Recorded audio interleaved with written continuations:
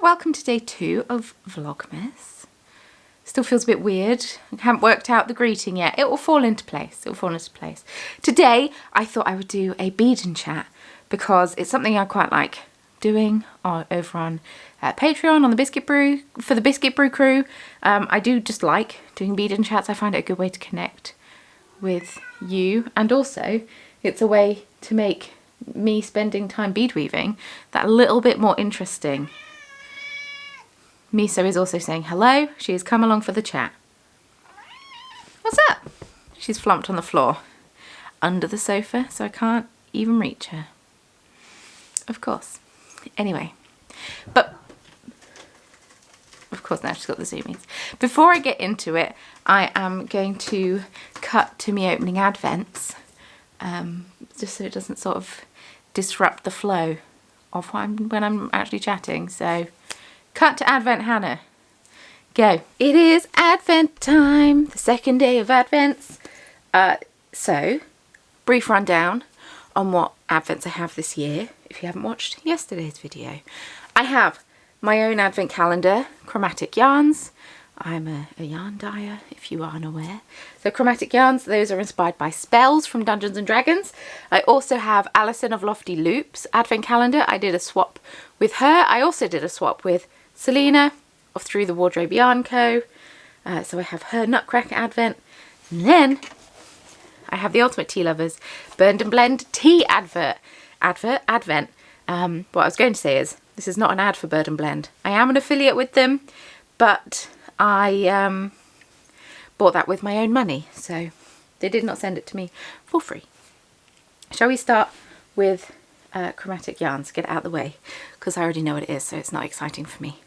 So I said yesterday that you get a stitch marker with it, and I didn't show it because it was across the other side of the room. Here is said stitch marker.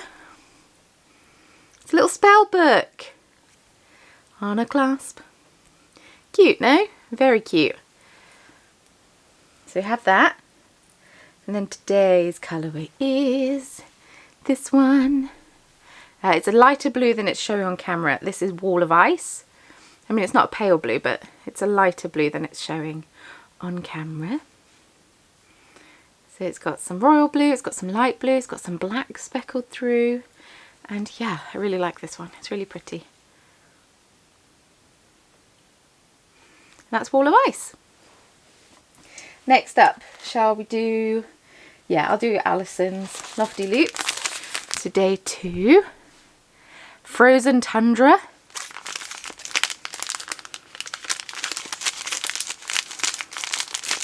It's a good idea putting the colourway name on the baggie, on the sticker. I didn't think about that, do I? Oh, this is so pretty.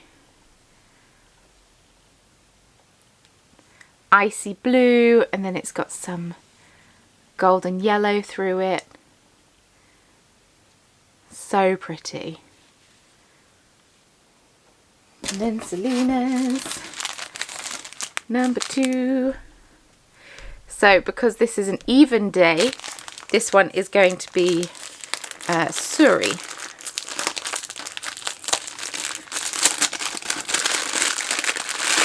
Because the odd days are sock and then the even days are Surrey. Oh, I like that a lot. As a reminder, there's day 1. So they go really nicely together. Oh, that's beautiful. It's nice having an advent that's a bit different. You know, I'm not to poo-poo on my own, but you don't often get Surrey minis with it, so it's just nice just to mix it up a little bit. Ooh, exciting. And then finally, Bird and Blend, day 2, is down here. I had one of the Brighton Rock teas yesterday, actually. Very nice. Oh, we got whisk tea. Oh, I don't think this one's going to be for me. But I do know who it is going to be for. My husband. It's a rooibos tea as well, which he enjoys. He likes a caffeine-free tea, so I'll take them down. It says warming autumn bourbon with notes of caramel and smoke. So I think he'll like that, but it's not my bag. I'm not a huge fan of Rooibos overall. Why are you focusing on my face? There we go. Whisk tea. That's upside down, isn't it? You get the drift.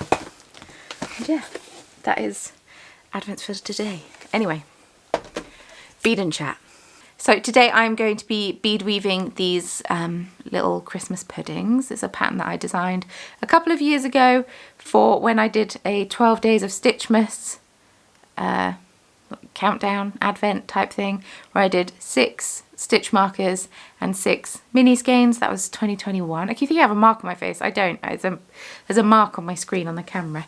Anyway, so yes, Christmas puddings. I chatted about them yesterday as well. I realised as I was bead weaving that I've brought up Christmas puddings quite a lot, but 'tis the season. I've also bought a bunch of beads to attempt to make a 3D wreath. We'll see how that goes. The plan is to have this for a shop update on Saturday, today, the day you're watching it, but we'll see if it's actually ready in time. I might postpone it to be sort of mid next week instead, but we shall see. Because at the moment, I don't have that many stitch markers made, and I don't have any yarn dyed up. So, well, other than the you know, I don't have any yarn dyed up because tomorrow I'm dyeing up the movie sock sets. So, yeah. Anyway, I thought I would today chat about why, and I don't know if this is an interesting thing for people, so if it's not, that I apologise. Enjoy your day. But I try to share a lot of other businesses' posts over on Instagram. I try to share them on my story. I try to share other businesses, like on my podcast, on my YouTube channel. I try to chat about other businesses, and I just thought I would share why. Because I realised that maybe it seems counterintuitive to be sharing other businesses when I'm also trying to sell things for my own business, but I don't know if that makes sense. Sometimes when businesses start, they are very competitive. They want to do the best that they can. They think that if they share other people and share other businesses, that it will take business away from them. It's also when people fall into the trap of undercharging, because they think if I charge a couple of quid less than my direct competitor, then people would rather buy from me than my direct competitor. But actually, that's not how the human brain works. And sometimes if you see someone selling the same thing and charging less for it, your brain subconsciously thinks, oh, well, that's a lesser quality product, so I'm going to get the slightly more expensive one, because for the sake of a couple of quid, I'd rather get one that is better. It doesn't make complete sense. I fully acknowledge and understand that, but that is apparently how the brain works. I'm sorry, I'm distracted by the postman outside. He looks lost. I have made a lot of friends online and also in person in the indie dyer community sphere of people, and I don't know where I would be without them. It's so nice. Seems I was always told don't use the word nice. There's so many other adjectives than nice, but it's so lovely to be able to talk to people who are going through something similar to what you're going through, who are I'm so distracted by this postman.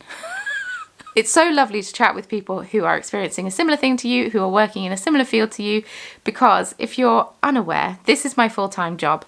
Dyeing yarn, bead weaving, YouTube, Patreon, all of that, all of the different ways that I make an income.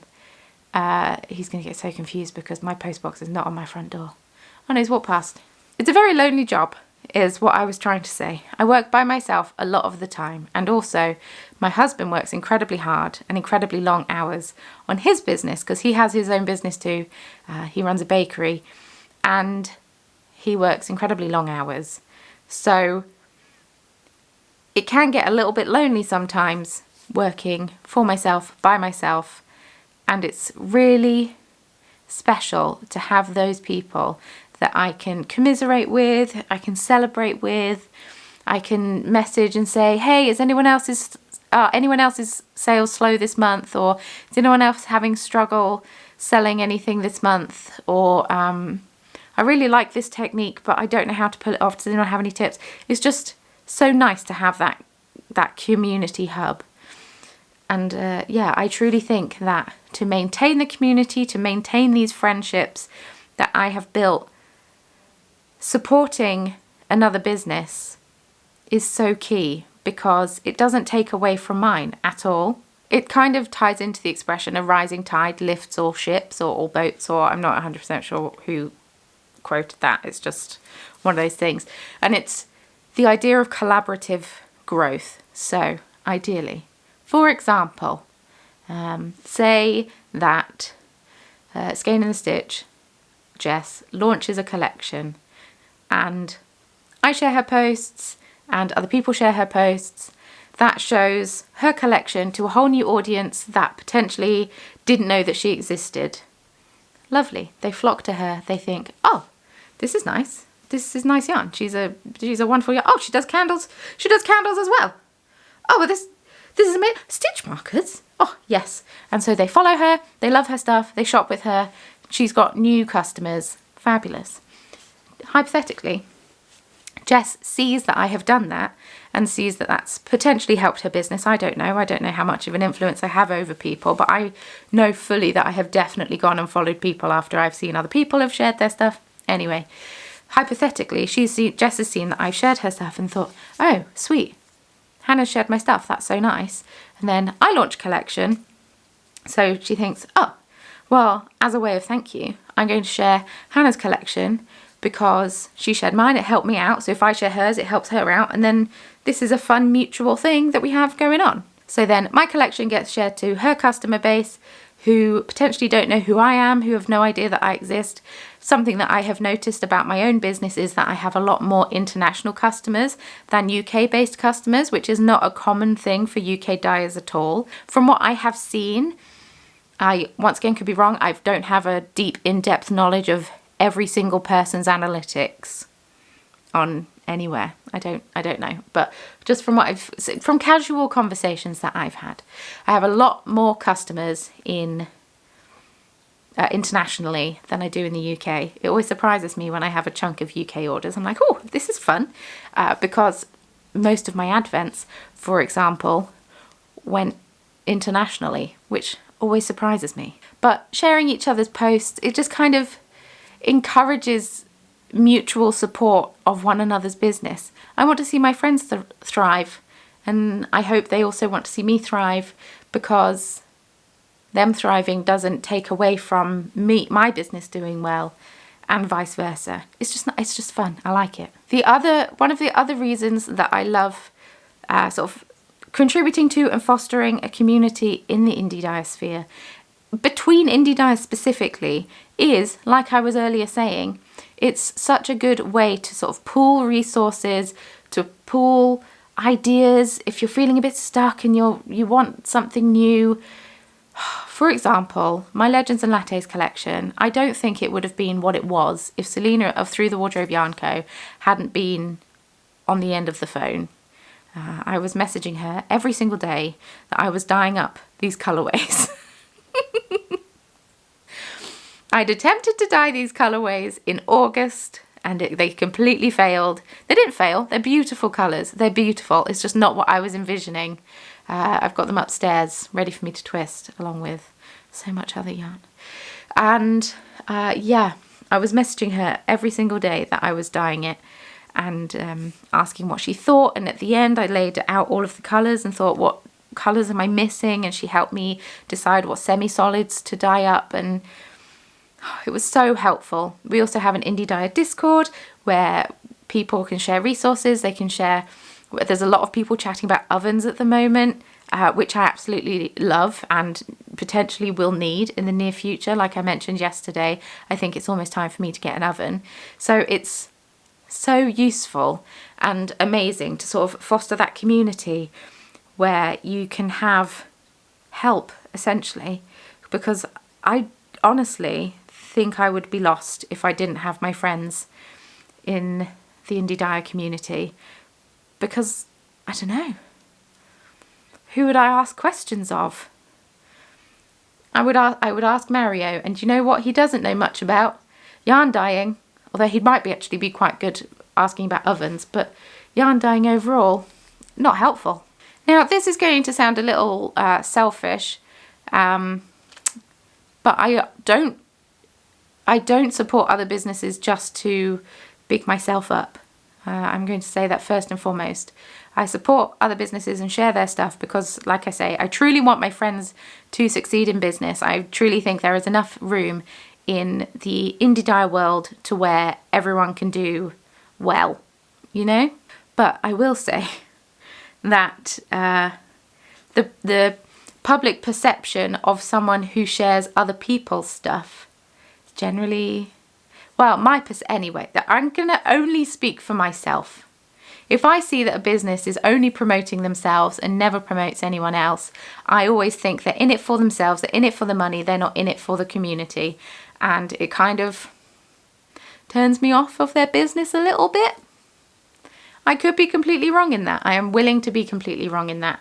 But I always like seeing businesses who like to contribute to the community, who share other people's businesses, who collaborate on things, or what have you. I don't know. It always makes me feel better about a business if I see that they're a team player as opposed to just looking out for themselves. And maybe that's me being biased. Maybe that's me hoping a little bit that that is how some people think of me, and I don't know if it is. But yeah, like I earlier mentioned, having a group of friends, or not even friends, colleagues, people who understand what you're going through can be so empowering and helpful when you're feeling down on yourself and down on your business.